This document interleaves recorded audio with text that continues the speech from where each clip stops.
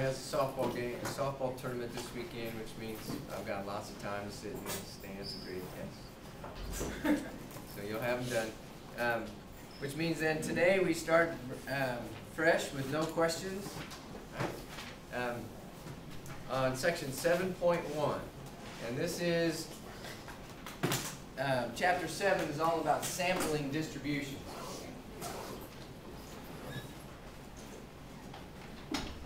And what we mean by sampling distributions is a very important part of the rest of the semester.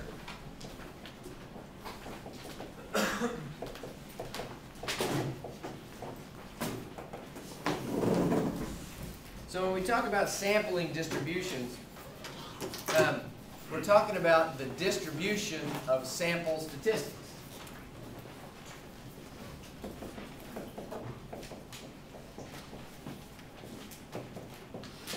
So far, all we've ever talked about are distributions of subjects.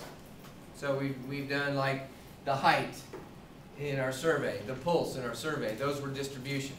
Then we did some discrete distributions. The last one we did is going to be important for today's lecture, the binomial distribution.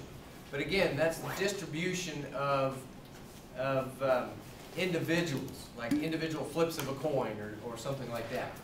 A sampling distribution is a distribution of sample statistics that are computed from samples. And that's the definition of statistics, so this is redundant, but I'll say computed from a sample of individuals.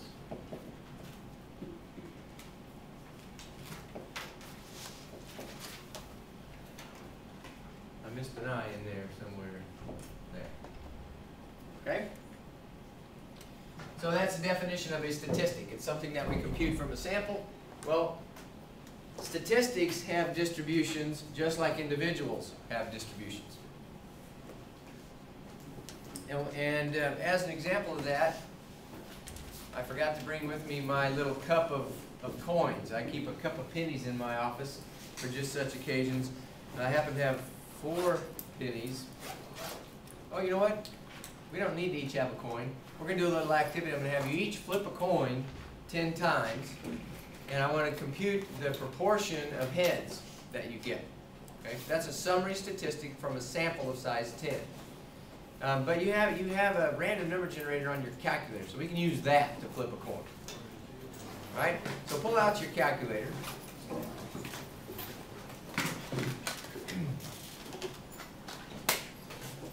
And push the math button.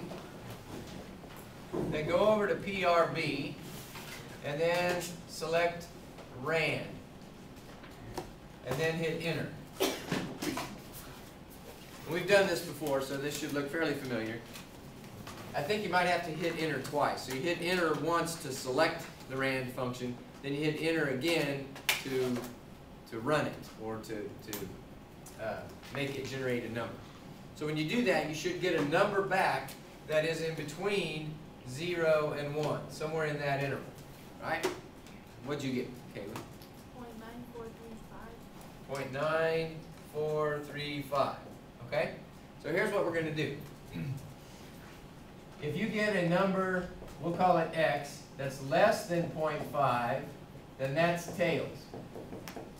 If you get a number that's greater than 0.5, that's heads.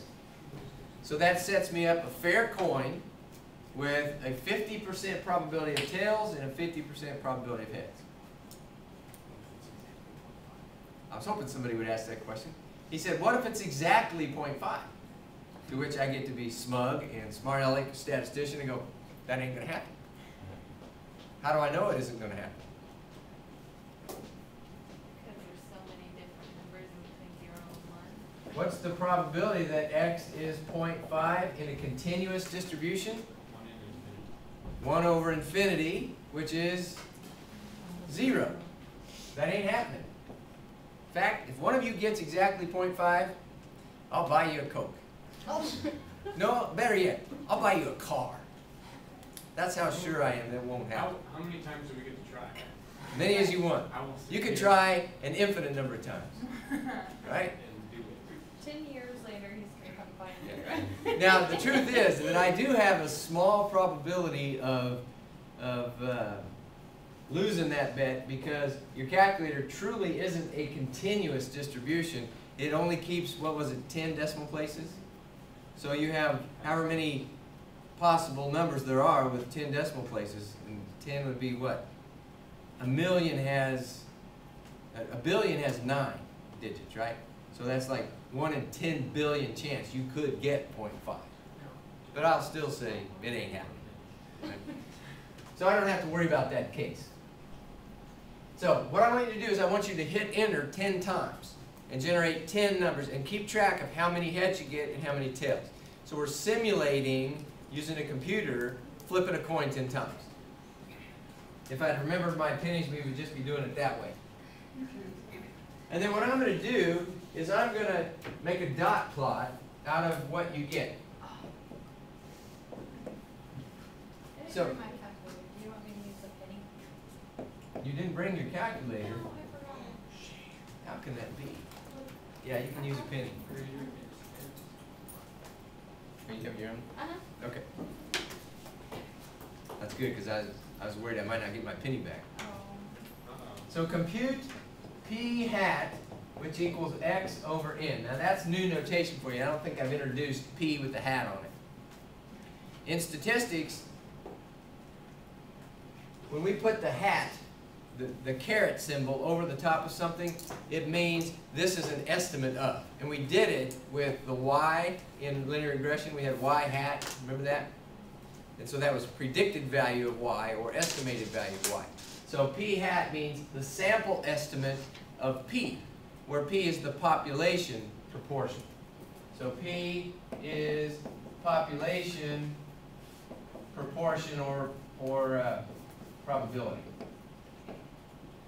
Now, it's been several years ago now, but I said p hat one time in a class, and I had some nursing students in there. Do I have any nursing students in here? Do you guys, have you learned what a p hat is in nursing yet? Well, I always forget to bring it in on this day, but over in my office, one of them donated to me what they call a p hat. And it's basically this little bucket that you put over the toilet to collect urine samples. P hat. It's like a hat on the toilet and you pee in it. So now every time I say p hat, I get this snicker like. So it's not really that. P hat means p with a hat on it, and it's computed by x being number of successes divided by n. Now I wrote an x here, and this is a different x. So let x equal, I'll replace this with the word if. If it's less than 5, if it's greater than 5, x equal number of heads. Divide x by how many times you flipped it, and that's the proportion, right? So it's an estimate of the population proportion. Now, since we're only flipping it 10 times, my only possible values that you can get for your p hat are 0.1, 0.2, 0.3, 0.4, and so on. Multiples of 0.1.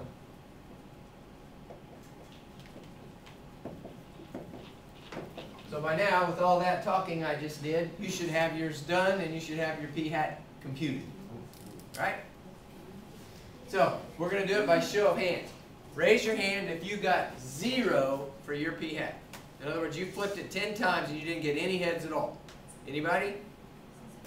No hands. Okay. How about 0.1? Anybody get just 1 head? No? 0.2? Still nobody? Okay, 0.3. Are you faking me out? See what? Did you get it or not? No. No. So nobody got 0.3? That actually surprises me. I knew nobody'd have 0, but I expected by 0.3 there'd be at least 1. How about 0.4? Now we're getting them. 1, 2, 3, 4. So I'm going to put 4 dots above the 0.4. 0.5. 1, 2, 3, 4, 5, 6, 7. So I got 7 dots above the 0.5.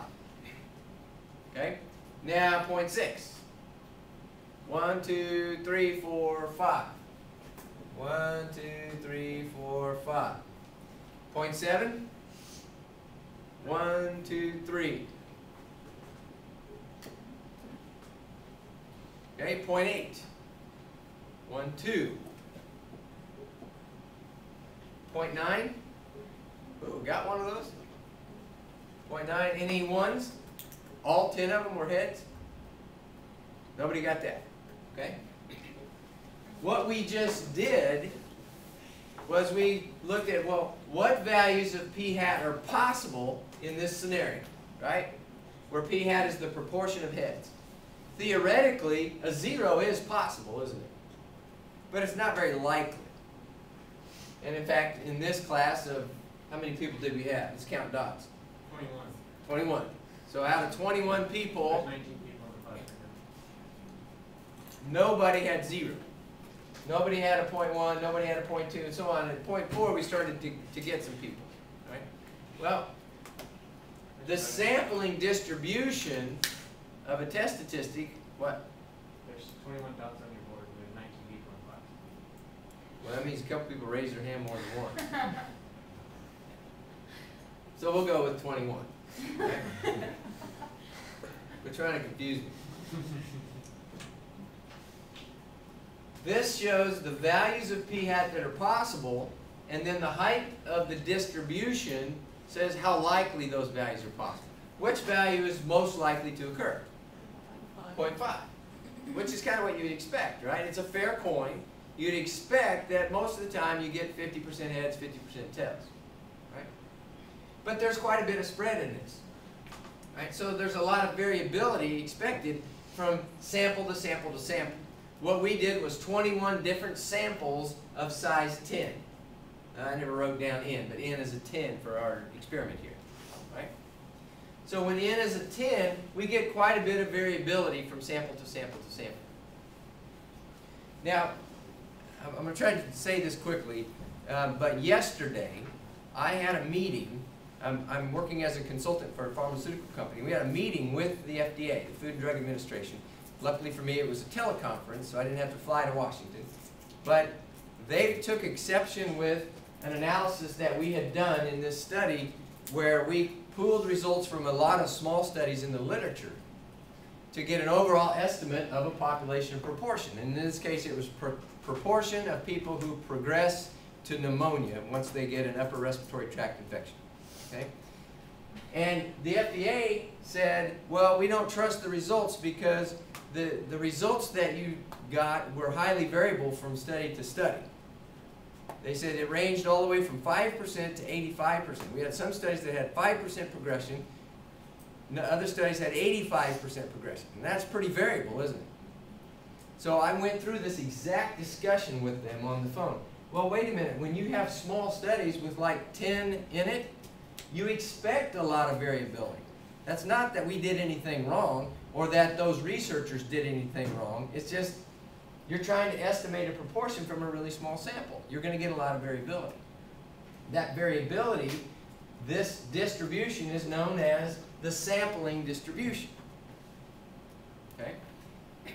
So, our authors have an applet that comes with the textbook, and it's actually on my courses, or Course Compass, and I'm going to pull it up here, that simulates this same thing. It simulates flipping a coin however many times you want, and you find it. How come you can't see that? I guess I have to hit a different computer button.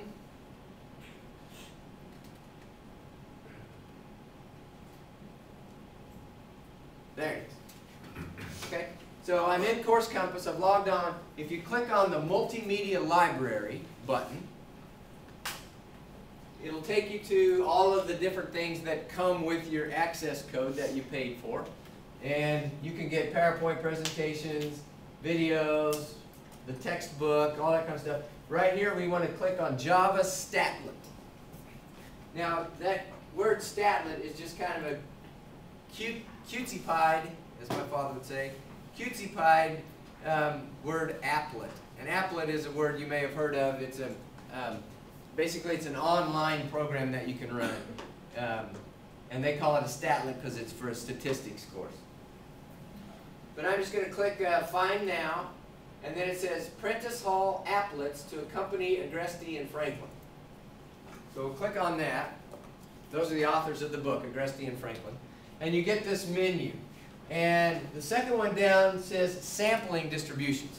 Ooh, that's this section. So Sampling Distributions, I'll click on that.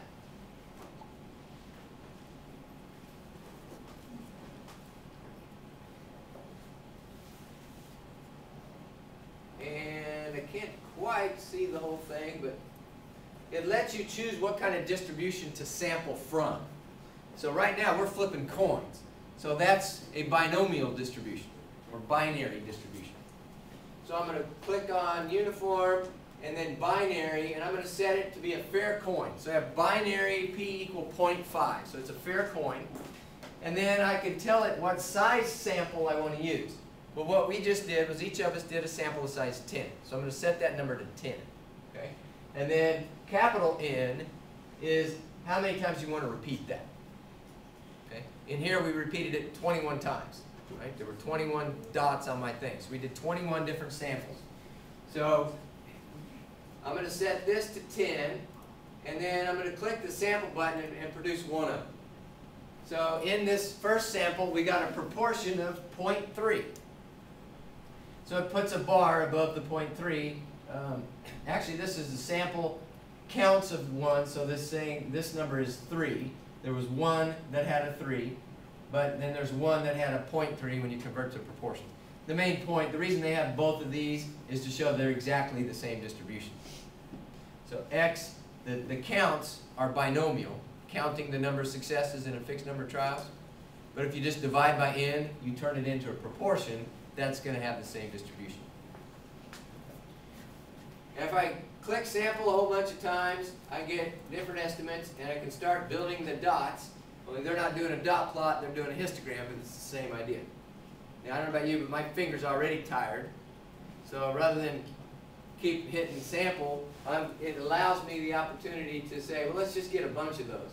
So let's get 100 of them. And there's that distribution. So when I produce 100 different samples of size 10 and plot how many times 0, 0.1, 0.2, 0.3, how many times they occurred, what do you see happening there? In fact, let's just shoot the moon. Let's go 10,000 of those. That's like if I rounded up 10,000 of you guys and had you flip that coin 10 times. There's what that distribution looks like. That is the sampling distribution. The sampling distribution of P hat, or the sample proportion, when you have samples of size 10 and a fair coin. Describe that distribution for me. Okay, it's bell-shaped and symmetric, isn't it? Okay. Is it possible to get 0? Yeah, there's a tiny little sliver there. Remember, this is a probability distribution. So it's possible to get 0, it's possible to get 1, but not very likely. The height of the bar tells us how likely that is, right? So it isn't very likely, but it can occur. Which values are most likely? Okay, the middle ones. And in fact, the tallest bar happens at 0.5. Now, they didn't do a good job of labeling, but this is 0, this is 1, so halfway in between is 0.5. Right? The tallest bar is 0.5, which is saying 0.5 is most likely to occur. And that's actually what you guys saw in your class data. The 0.5 was most likely to occur. Notice that the spread in this distribution is roughly the same as the spread in the green one behind here. Right? Yours is not nice and smooth and symmetric because you only did 21 instead of 10,000. Right? Now, what do you suppose would happen if instead of using a fair coin at 0.5, I use a biased coin? Let's say I set it at 0.3.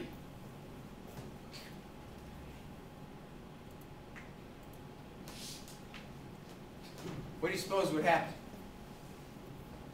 What's this distribution going to look like? What value is going to be most likely?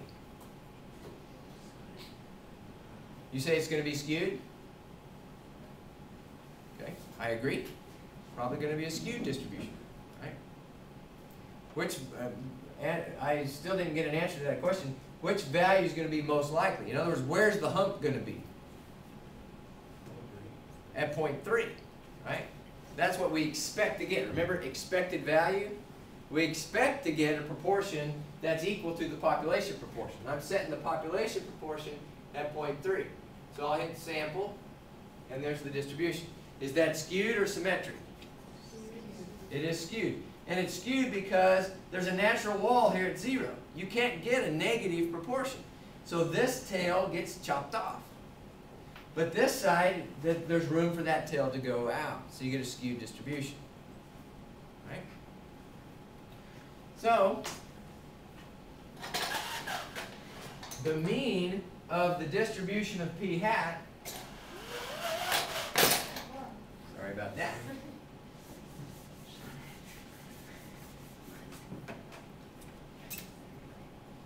the mean of the random variable x. Now remember, I defined x to be number of heads. So x is a binomial random variable. So this is a question off the test you just took. Right? Find the mean of a binomial. What is that? N times p. So the mean of a binomial is n times p. And for this scenario, what was our n? 10. And our p? It was 0.5 when we had a fair coin, and it's a 0.3 now. I'm going to go ahead and switch to the 0.3. So my mean is 3. Right? Well, the mean of p hat, how can I compute the mean of the p hat? Looking at the picture, we can see, well, the tallest bar is at 0.3. So the mean is where the hump is. I expect this value to be 0.3, but how do I compute that? Well, p hat is defined as x over n, right? So the mean of p hat should be the mean of x over n. And I'm going to put in what the mean of x is. That's n times p. So now what can I do? I can cancel the n's. And I'm left with p. And Delaney did exactly what I was hoping all of you would do. This is one of those moments when, as a statistician, you should go, cool. Now, if you're not a statistician or you're not really playing along, you look at that and think, yeah, so what? But what does that say? It's actually a very important result. Mean of p hat equals p. The mean of p hat. And what is p hat again? It's the estimate of p, right? P hat is an estimate of the population proportion. What it's saying is the average value of your estimate is the thing you're trying to estimate. Oh, thank goodness. Isn't that comforting? If it wasn't p, then you wouldn't have a very good estimate, would you? That's known as being an unbiased estimate. Unbiased means it does not systematically overestimate or underestimate the population parameter. On average, it gets it right. That's what it's saying. On average, it gets it right. Okay? Now, so that kind of tells us where this thing is going to be centered. If let me put the screen back down. If I center this thing even further from 0.5, let's see how little they would let me go. Let me go all the way to 0.1. A very skewed distribution. Right? Very skewed distribution. So when it's near the middle, 0.5, you get a nice symmetric bell-shaped, normal-looking distribution. As you push it closer to either edge, you get close to the wall, you get a skewed distribution. Now let's put it back to 0.5, and let's talk about spread of the distribution. Spread is,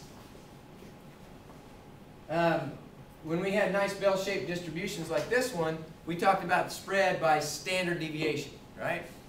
And how far do you go to get to one standard deviation? Halfway down the hill, right? So halfway down the hill looks like it's about right there. And that's at 0.3 and at about 0.7. So one standard deviation looks to be about 0.2 here, right? Well, the problem with using that word standard deviation is now I'm not talking about a distribution of individuals, I'm talking about a distribution of sample statistics, in this case p hat. So we need a new word. So we don't call it standard deviation, we call it standard error. So the standard error, which I'll abbreviate SE, of p hat. That's the spread in the distribution, in the sampling distribution. That reminds me, there's a definition, or not a definition, but a discussion I forgot to do. Let me turn that off just for a second, and then I'll bring it back on. I guess we're done with that. There's now 3 kinds of distributions that we are concerned with. And it's easiest to talk about this discussion first in terms of a continuous variable like pulse or height or something like that, and then come back to distributions like binomial where you have a yes-no answer. First thing is we have a population distribution. And this is unobservable. What do I mean by unobservable? Duh. Means you can't observe it, right? It's a population. You can never look at the entire population. I shouldn't say never, but almost never can you look at the entire population. So it's unobservable. So we draw samples then to try to give us some idea of what that population distribution looks like. That distribution from a sample is known as the data distribution.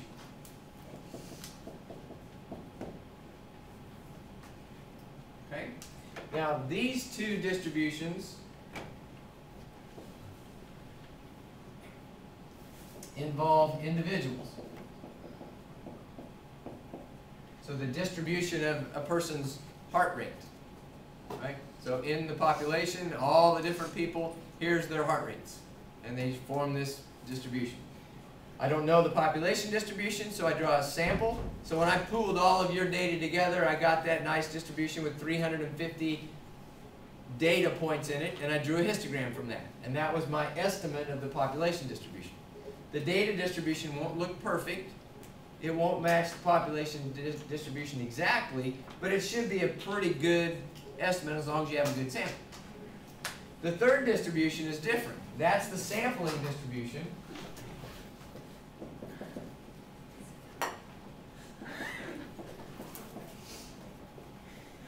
And this is the distribution, actually let me write it over here. This is the distribution for sample statistics from groups or samples of individuals.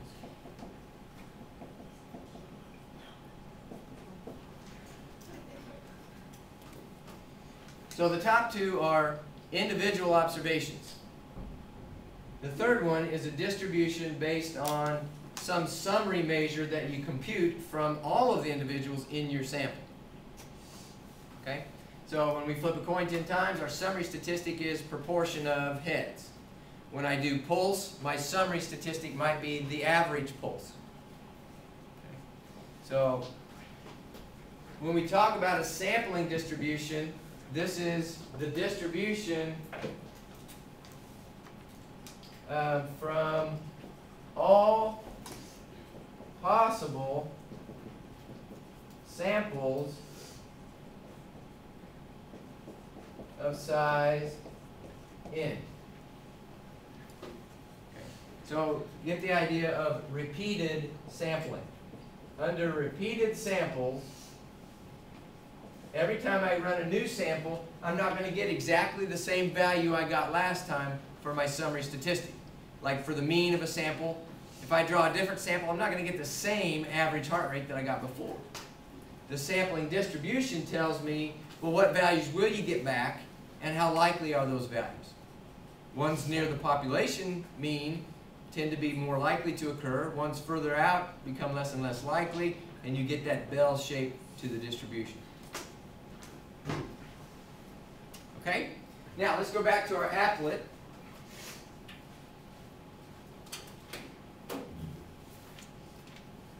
And talking about the standard error, halfway down the hill,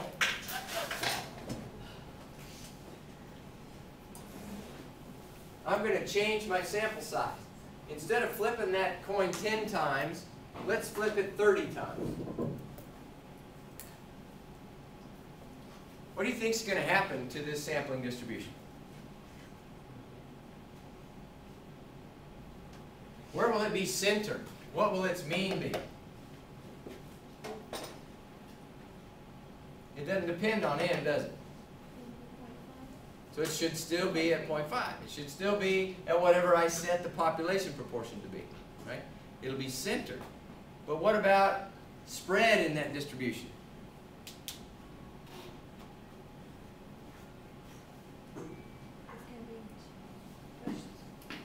You think it'll be pushed in? Okay, let's find out.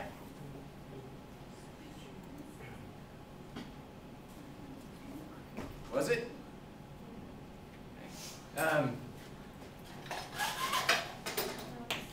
Here's the magic. Everybody done with this? Okay, I'm going to erase that so that I can draw on this distribution. This was n equal 30, and I'm just going to draw a smooth curve through those bars. Right? So this one was n equal 30. Now I'm going to go back and do the n equal 10 again, so because I didn't get that one drawn.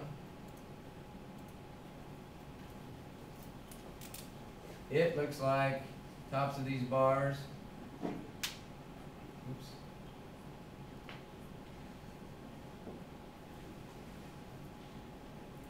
So that one's n equal 10. All right? Let's make it 50. So let's flip it 50 times instead of 30 times. What's it going to look like? More skinny. More skinny, and the taller part, it would be taller, except the scale here has to change, right? And actually,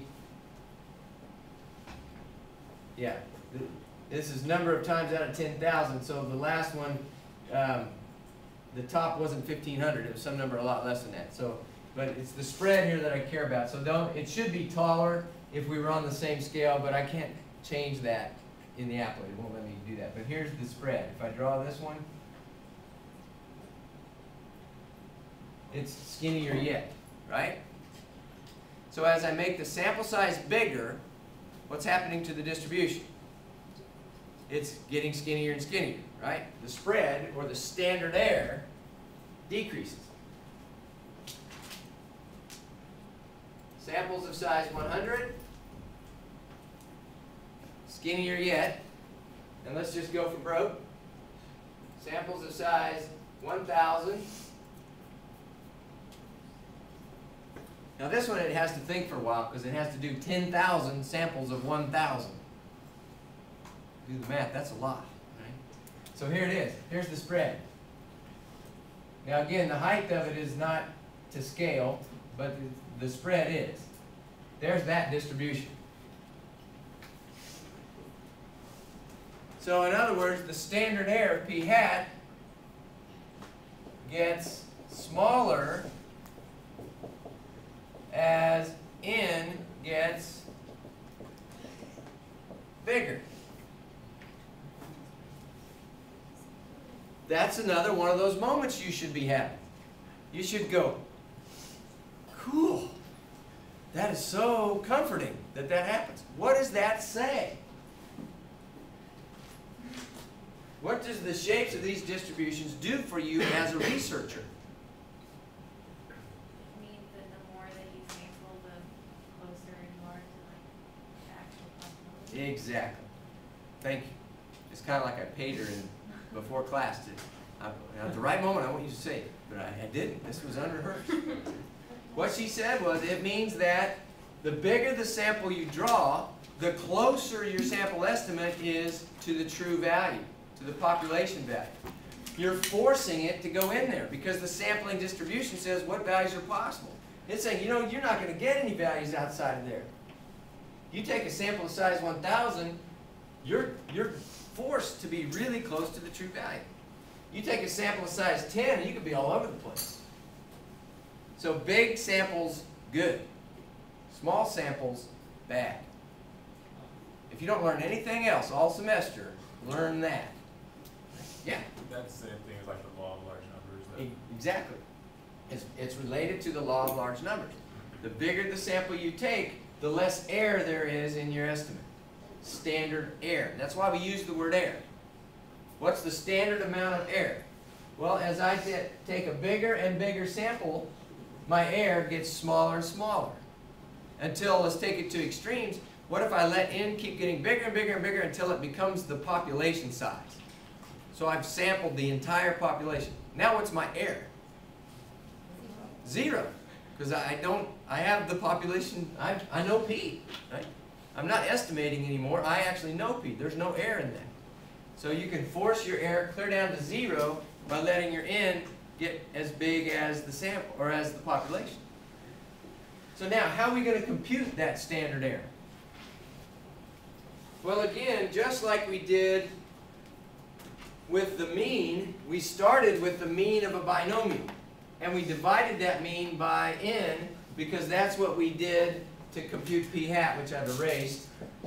P hat is x over n, right? So if I start with the standard deviation of a binomial, and I divide that by n, I should get the standard error of p hat. So remind me again, because you know it's the day after a test and I just flushed everything. What is the standard deviation of a binomial? Square root of n times p times 1 minus p, right?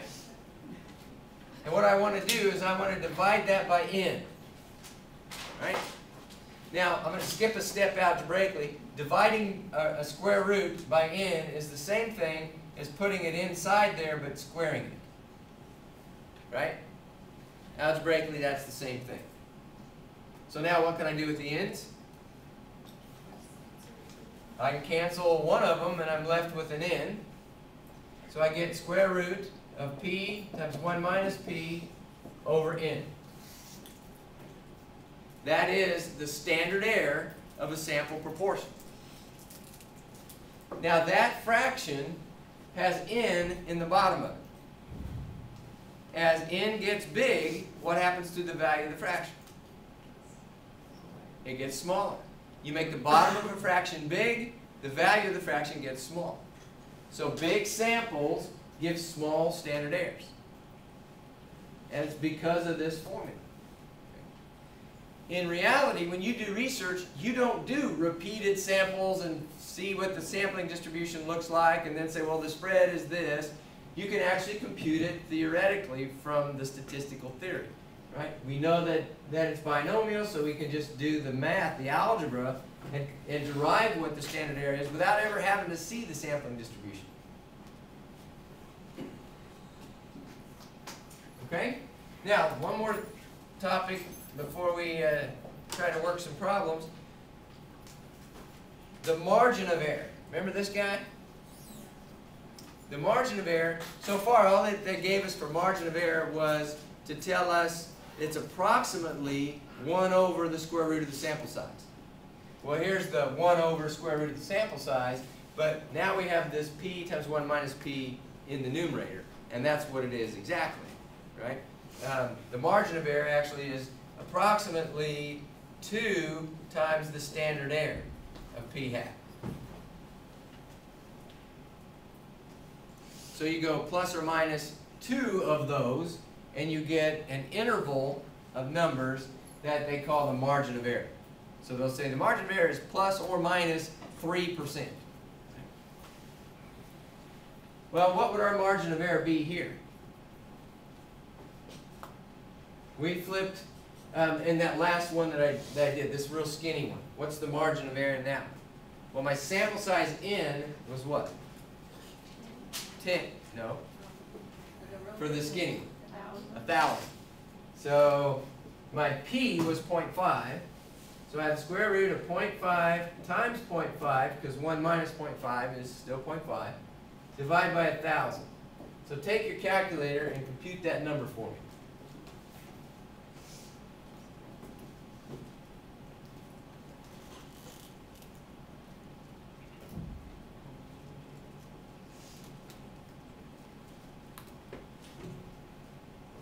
I want to say 0.0158, I'm not sure. You're not sure? You're afraid you might have. But it did like wrong parentheses. What did you say you got? 0.0158. 0.0158. That looks about right. Anybody confirming that? Okay. So we're getting 0.0158. So in other words, if I put it like they do in the media, they say a margin of error of plus or minus so many percent. That's about 1.5%. So I have a margin of error of about 1.5%. No, I'm sorry. I do not have a margin of error of that. I have a standard error of that. So what's my margin of error? About 2 times that, which is going to be about what? Take 2 times 0.0158. 0.0316. So I have a margin of error of about 3%. So if you take a sample of size 1,000, you can get a margin of error of about 3%. If you take a sample of size 10, what's the margin of error? Well, let's do the math real quick. 0.5 times 1 minus 0.5 divided by 10, all under the square root, and then put a 2 out front of that, and that'll give you margin of error. 0.3162. So the margin of error is plus or minus almost 32%. That's the argument I made on the phone with the FDA yesterday. The margin of error for studies that have only 10 subjects, and we had some of our studies only had 2 subjects. That's more like anecdotal evidence, right?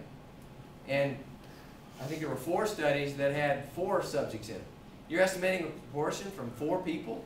That doesn't make sense. The margin of error is too big.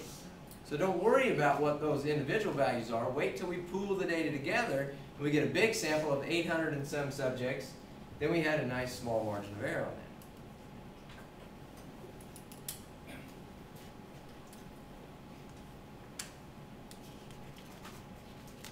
that. Okay, now back to this idea of skewed sampling distribution. So let me pull this back down and pull my applet back up here.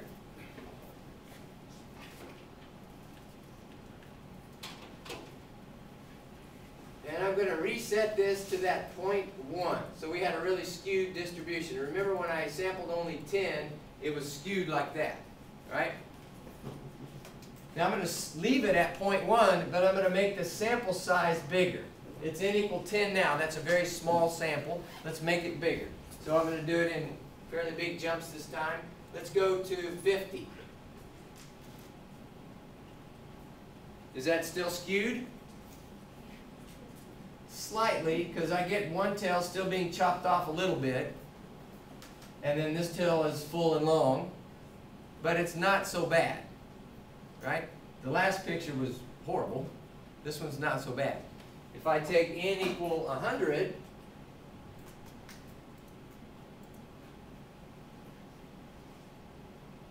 now I have a pretty symmetric and bell-shaped distribution. This tail is still a little bit shorter than that one, so it's still a slight skew.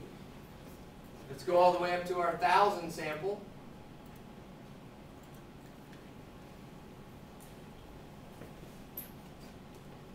And that distribution now is very bell-shaped and symmetric.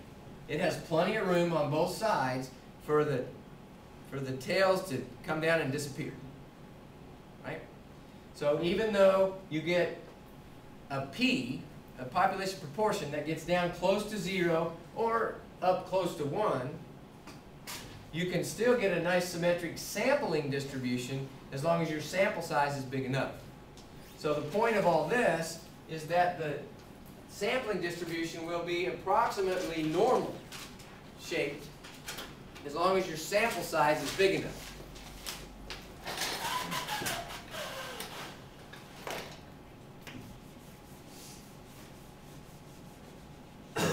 Okay, so sampling distribution of p hat will be approximately normal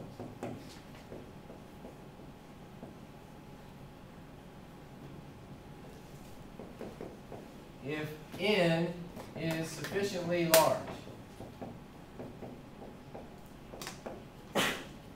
Now the next question you should be asking is, okay, what do you mean by sufficiently large? Define that for me. Well, the rule of thumb, and that's all it is, but it's a rule of thumb, is that n has to be big enough that n times p is at least 15. And n times 1 minus p is at least 15. Now let's think about that for a second and try to get away from formulas and memorizing things. Common sense, what is n times p? That's the mean of a binomial, right? It's also the mean is sometimes called the expected value. So if I can expect to get at least 15 x's or successes, at least 15 successes, then I'm okay. But wait a minute, what does this one say? If n times p is number of successes, what's n times 1 minus p? And remember, 1 minus a probability is the complement. What's the complement of success? Failure.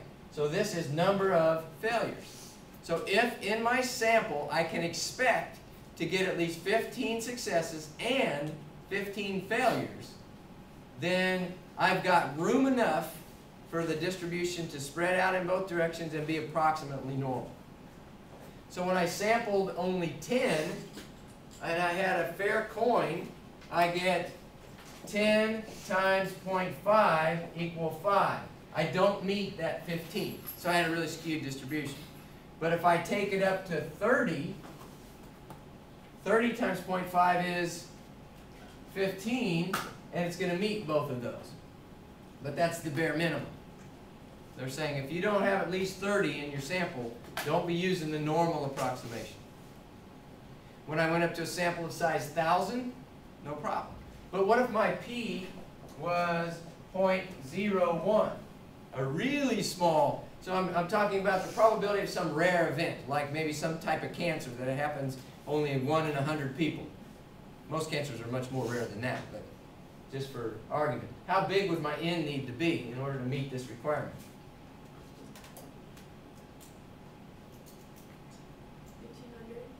1,500. If I have 1,500 times 1 over 100, I get 15.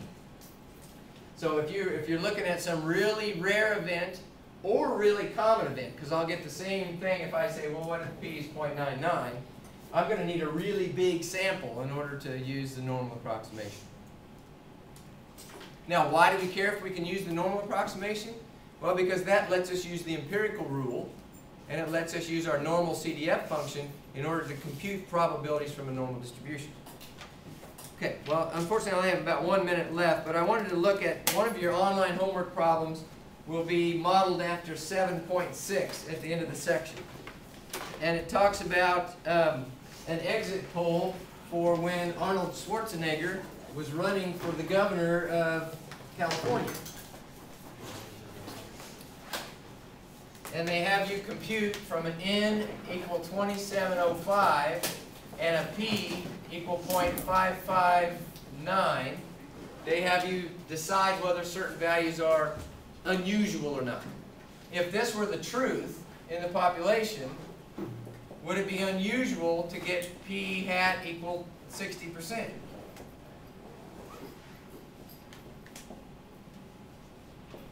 Would that be unusual? Well, how are you going to answer that question? I don't have time to go through it all, but compute the standard error, compute the margin of error. Well, actually, once you get the standard error, go p plus and minus 3 standard errors, and almost all samples should fall within that region. So then see if 0.6 is in that interval. So part B, part A says, give an interval of values within which the sample proportion will almost certainly fall. That's this interval. Okay? So give an interval, well, that's plus or minus 3 standard errors around the true population proportion. Almost all sample proportions should fall within that interval. Is that like standard deviation? It'd be like 99 point. Exactly. 99.7% of all samples of this size should give you a proportion that's within that interval. So if it was outside that, it would be unusual. Exactly. If it's at, and it does turn out to be outside it, but just barely. It's like the end of this interval is 0.59 something. So 0.6 was carefully chosen to be just barely outside that interval. Now, when you do it online, they're going to change the numbers. So you may be outside, you may be inside. I don't know. But in the one in the book, it's barely outside that interval. All right. Have a great weekend, and we will see you on Monday. Do the same idea for means.